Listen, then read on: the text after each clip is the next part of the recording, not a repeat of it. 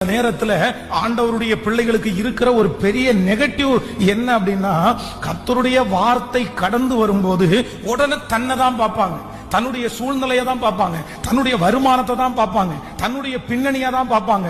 எனக்கு இந்த வாக்குத்தத்தம் ஆப்டா இருக்குமா, எனக்கு இந்த வாக்குத்தத்தம் சரியானதா இருக்குமா, இது எனக்குரிய வாக்குத்தத்தம் தானா அப்படின்னு நிறைய பேரு அவர்களை வைத்து கொண்டே பார்த்து கொண்டிருப்பாங்க. நான் நம்புறேன், வேதத்துல சொல்லப்பட்டிருக்கிற ஒரு வாக்குத்தத்தம் கூட உங்களை வச்சு நீங்க மதிப்பு போட முடியாது. உங்களை வச்சு அந்த வாக்குத்தத்தத்தை நீங்க நம்ப முடியாது. உங்களை வைத்து நீங்கள் அந்த வாக்குத்தத்தத்தை அதை விசுவாசிக்க முடியாது, ஏற்றுக்கொள்ளவும் முடியாது.